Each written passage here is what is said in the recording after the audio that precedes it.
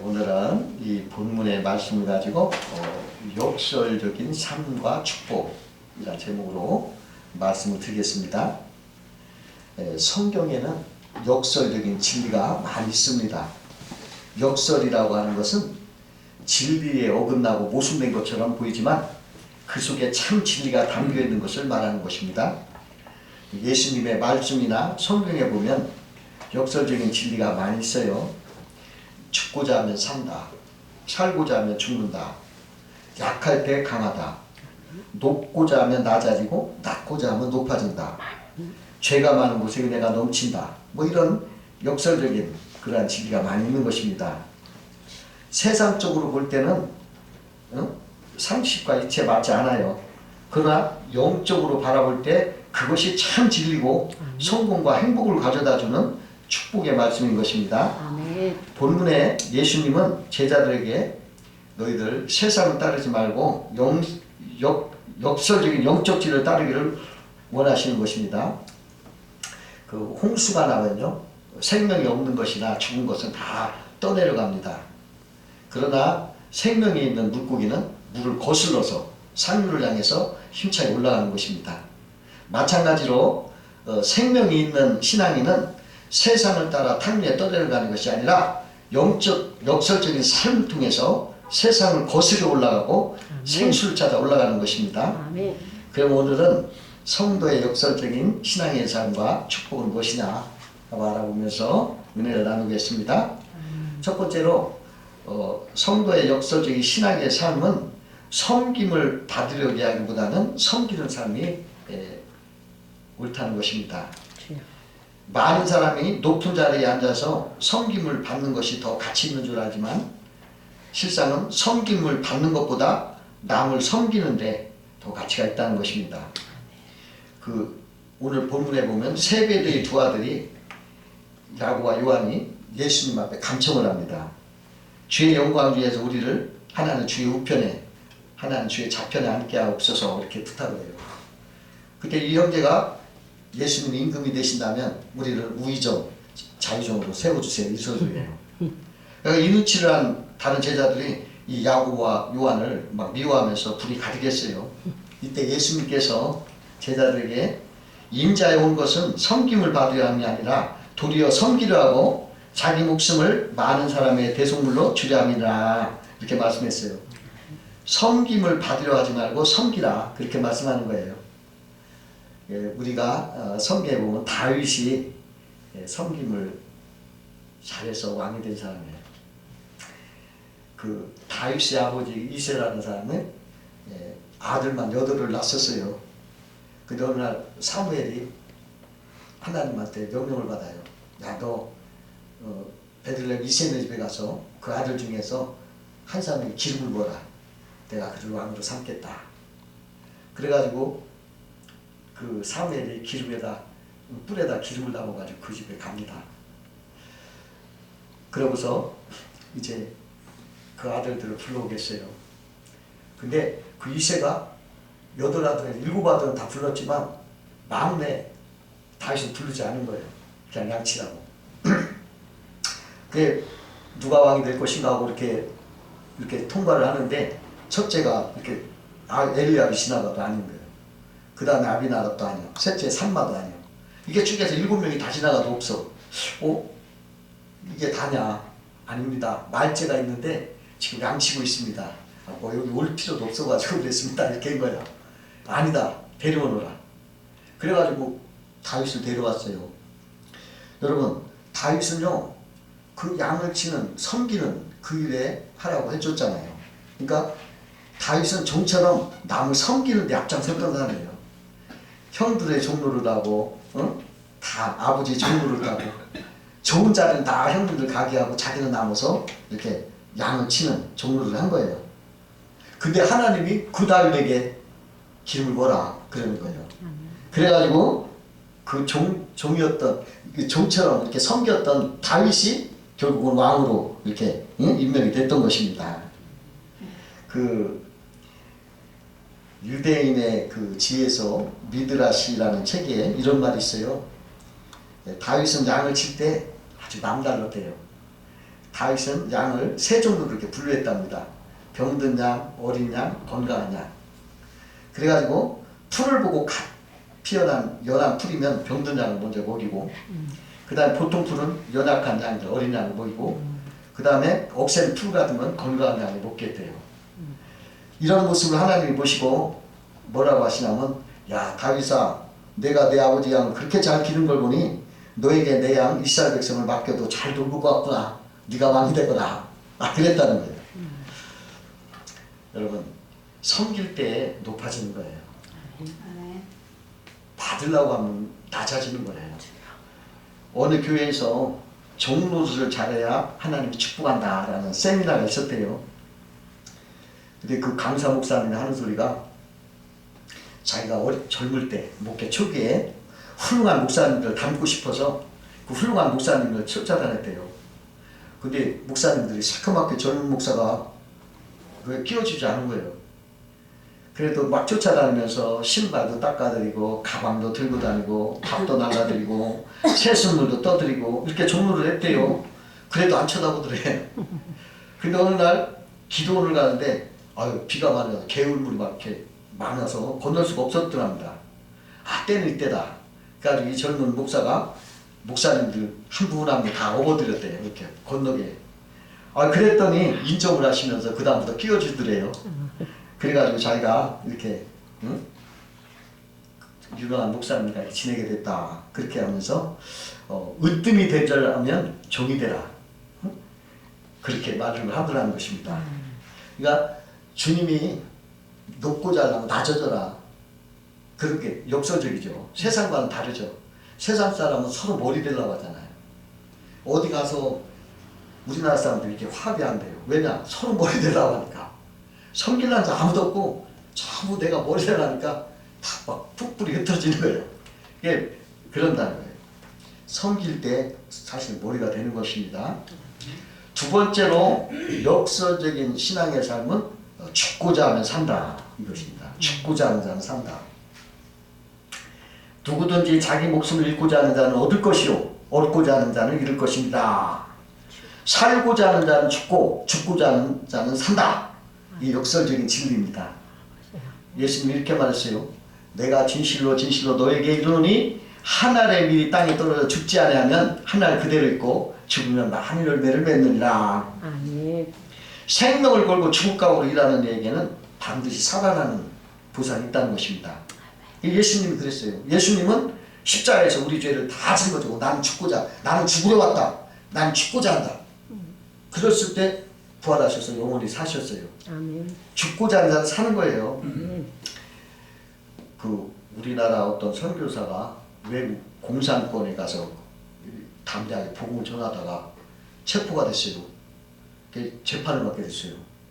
근데 그 선교사가 이제 내가 죽을 거니까 이왕 죽을 거니까 재판장에도 담대하게 복음을 전하겠다.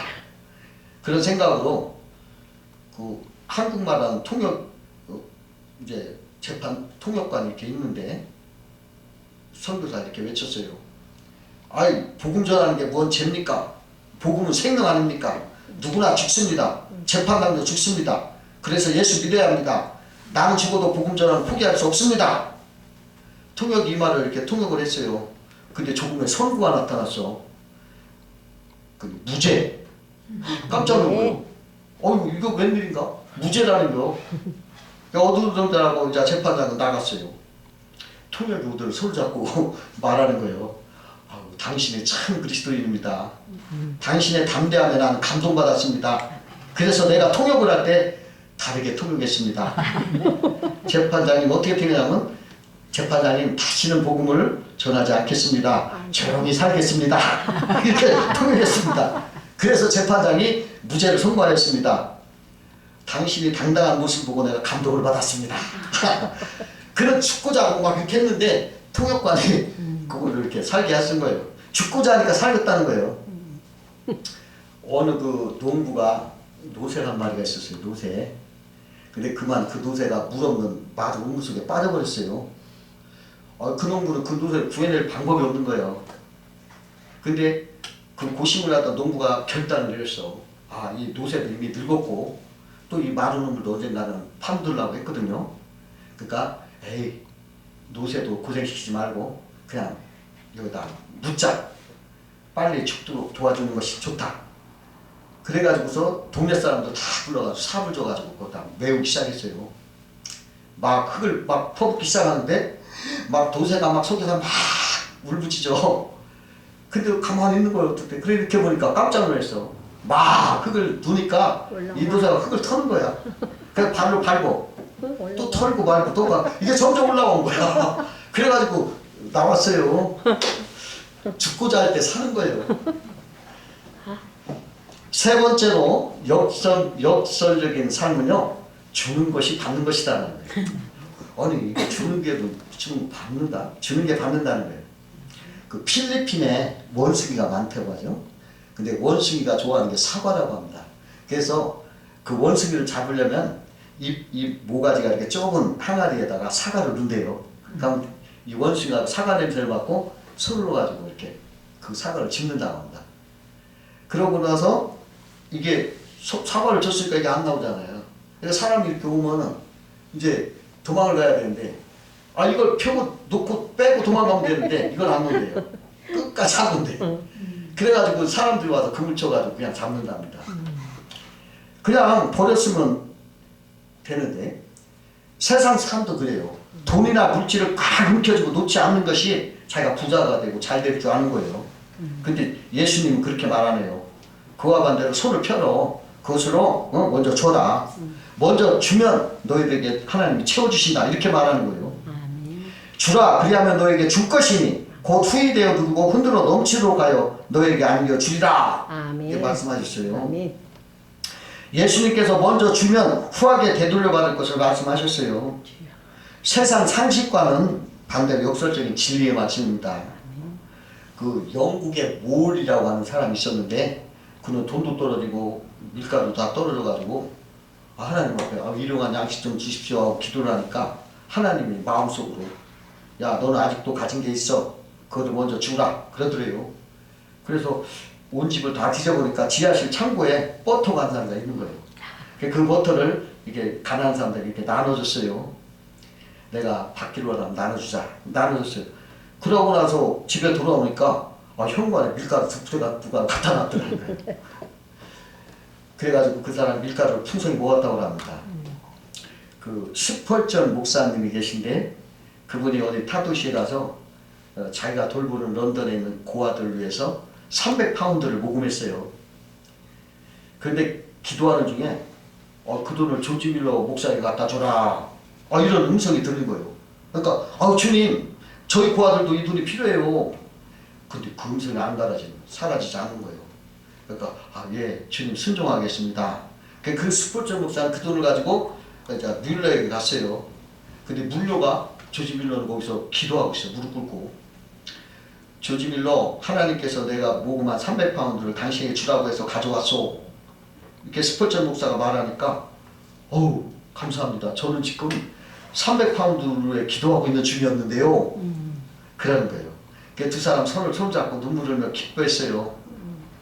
근데 스포츠 목사님이 자기 집으로 이렇게 사무실에 들어오니까 책상에 편지가 하나 있는 거예요. 그게 뜯어보니까 300기니가 들어있는 거예요. 이 300기니는 파운드보다 10% 비싼 거예요.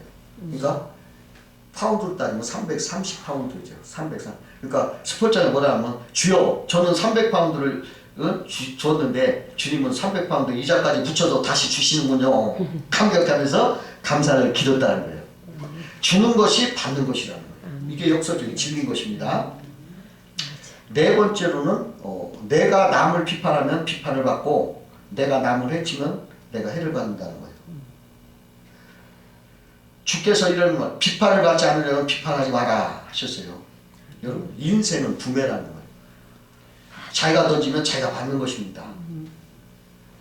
그 옛날 중국 제나라에 그 이사라는 대신이 있었어요. 그 어느 날 왕이 초대회를 열어서 거기에 참석하였다가 바람을 쐬려고 이렇게 밖에 잠깐 나와 있는데 그 밑에서 형벌을 받아 부부가 된 문지기가 남은 술 있으면 좀 달라. 한 잔 달라. 이렇게 부탁을 하는 거예요. 근데 이사가 갖다 주면 좋은데 뭐라 하냐면 야 이놈아 문지기 주제에 응? 네 주제를 알게 하지 하면서 호통을 쳤어요. 그러니까 이사가 돌아가자 문지기는요 그 처마 밑에다가 마치 소변을 본 것처럼 물을 뿌려뒀어요. 그러니까 이튿날 임금이 이것을 보고 문지기에게 호통을 친 거예요. 아니 감히 어느 놈이 이곳에 소변을 보았느냐. 그러니까 문지기가 황송하다는 대답하는 거예요. 아 잘은 모르겠지만 어젯밤 이사대감께서 거기 계셨었습니다. 아 이 말 한마디에 이사가 사형을 당했대요. 아이고. 그 동물의 왕인 사자가 중병에 걸렸어요. 그러니까 숲속에 왕이 병들었으니까 모든 응? 짐승들이 이제 문병하러 온 거예요. 근데 여우가 안 나타난 거예요. 그러니까 평소에 감정이 좋지 않았던 늑대가 잘됐다. 그래가지고 뭐라고 하냐면 사자에게 이럴 때 한번 내가 복수를 해야겠다는 이제 그 여우에게 복수하겠다는 그런 기회를 잡아가지고 왕이시여 여우가 아직 안 온 것은 대왕을 무시하는 처사입니다. 엄한 벌을 여우에게 내려야 되겠습니다. 그때 마침 여우가 도착한 거예요. 그러니까 사자가 크게 노했어요. 내 이놈 너 왜 이렇게 늦게 왔어? 혼을 내니까 여우가 금방 눈치챈 거예요. 아 저 늑대는 나를 해치려고 저겠구나. 그 간을 눈치채고 꾀를 냈어요. 아 대왕님 나는 대왕님의 병을 고치려는 약을 알아보느라고 늦었습니다. 그래 그 약이 뭐냐? 네 그 약은 늑대의 가죽을 벗겨 그것을 뒤집어 쓰면 금방 병이 낫는 법입니다. 그러니까 사자가 코앞에 있는 늑대를 잡아다가 그냥 가죽을 뒤집어 썼어요. 여러분 내가 전에도 말했지만 남제비는 제자비다. 남을 해치려는 것은 자기를 해치는 거다. 여러분 그래서 주님 뭐라 하시냐면 원수도 사랑해라. 절대로 남 해치려고 하지 마라. 남 해치면 자기를 해치는 거다. 이게 역설적인 진리인 겁니다. 우리는 이러한 신앙으로 살아야 되겠습니다. 다섯 번째로 역설적인 삶은 약할 때 강하다. 약할 때 강하다.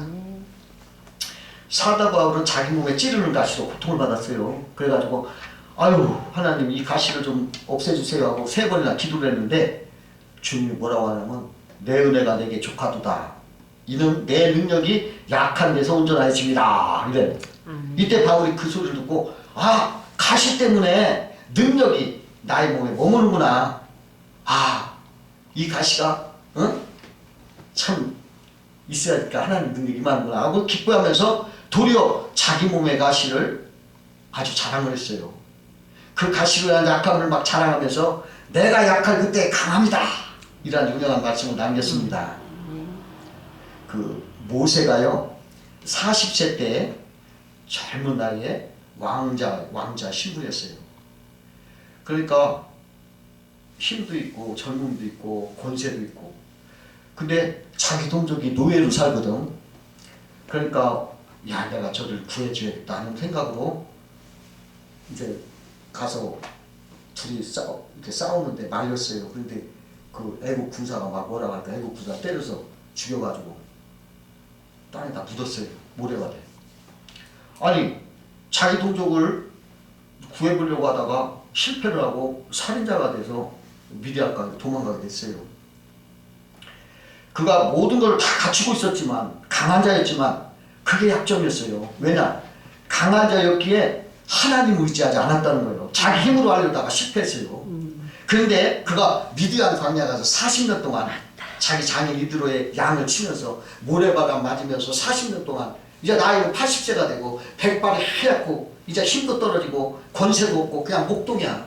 아무것도 할 수 없는 그때에 그가 하나님 그를 불러가지고 애굽에 가서 네 신음하는 동족을 구해내라 이렇게 하는 거예요. 그래가지고 가서 구해내는 강한 자가 됐거든요. 아멘. 모세가 약할 때 오히려 강했어요. 왜? 자기를 이제 전적으로 무시하고 이제 속하고 오직 주님만 나는 아무것도 아닙니다. 오직 주님만 나의 모든 것입니다 하고 주님만 전적으로 의지하게 됐다는 거예요. 아멘. 그러니까 강할 때는 약했고 약했을 때 강해진 거예요. 여러분 내가 하나님 앞에 부족함을 느낍니다. 하나님 도와주세요 하고 겸손하면 하나님의 강한 손이 날 잡아서 강한 자가 되는 거예요.